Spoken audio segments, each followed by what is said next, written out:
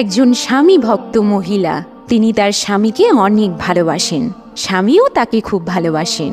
বেশ সুখের সংসার তাদের। একদিন স্বামী অফিস থেকে ফেরার সময় সাথে করে 3 জন বন্ধু নিয়ে বাসায় এসেছেন।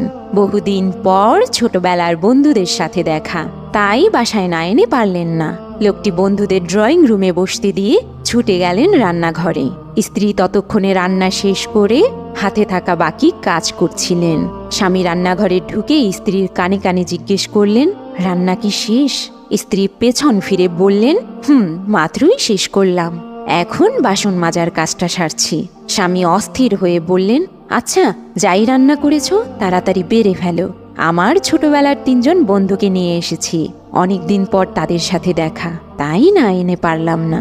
স্ত্রী মুচকি হেসে বললেন, সেটা তো স্বাভাবিক, তোমার শৈশবের বন্ধুদের সাথে এতদিন পর দেখা হয়েছে, আর তুমি তাদের বাসায় আনবে না? এমনটা কি হয়? তুমি গিয়ে তাদের সাথে গল্প করো, আমি খাবার নিয়ে আসছি। আজ স্ত্রী তার স্বামীর পছন্দের টমেটো ভর্তা, ডিম ভুনা আর ডাল রান্না করেছে, কিন্তু খাবারের পরিমাণ এতটাও না যে 5 জনের হয়ে যাবে। তাছাড়া মাসের শেষ, তাই ঘরে তেমন কিছু নেই যে স্ত্রী রান্না করবে। স্ত্রী তাড়াতাড়ি বাসন মাজার কাজটা সেরে খাবার বেড়ে নিলেন। স্বামী অন্য রুমে বসে বন্ধুদের সাথে গল্প করছেন, আর স্ত্রী এই দুশ্চিন্তায় ভুগছেন যে এই সামান্য খাবারে কি কুলাবে? যদি সবাই ঠিকমতো খেতে না পারে, এটা তো স্বামীর মান সম্মানের ব্যাপার। তবু আল্লাহর নামে টেবিলে খাবার সাজিয়ে স্বামীকে ডাক দিলেন, কই গো শুনছো? তাদের নিয়ে এসো, অনেক বেলা হয়েছে, গল্প না হয় পরে করিও। স্বামী বন্ধুদের সাথে নিয়ে খেতে বসলো। লোকটি বন্ধুদের সাথে বসে তালে তাল মিলিয়ে খাচ্ছেন আর শৈশবের স্মৃতি আদান প্রদান করছেন। অন্যদিকে ভাতের পাত্রে ভাত সামান্যই আছে, যতটুকু ভাত আছে তাতে একজনের পেটের কোনো কোনাও ভরবে না। স্ত্রী ভীষণ দুশ্চিন্তায় পড়লেন, এই ভেবে যে যদি কেউ ভাত চেয়ে বসে।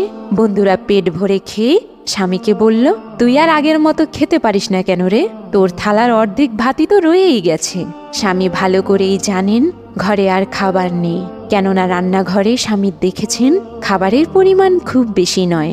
স্বামী মুচকি হেসে বললেন, আরে দোস্ত, আমি না কদিন হয় ডায়েটে আছি, পেটটা বেশ বেড়ে গেছে, তোর ভাবিও বকা দেয়, পরে যদি আমাকে ছেড়ে দেয় তাই আমি পেটটাকে ছেড়ে দিচ্ছি। বন্ধু মহলে হাসির রোল পড়ে গেল। এরপর খেয়ে দেয়ে বন্ধুরা সবাই চলে গেল। স্ত্রী তখন এসে তার স্বামীকে জিজ্ঞেস করলো, বন্ধুদের মিথ্যা বলেছেন কেন? আপনি তো ডায়েট করেন না। স্বামী তখন বললেন, আমি দেখেছি রান্নাঘরে খাবার কম, তার উপর মাসের শেষ, হাতে টাকা পয়সাও নেই, বাজার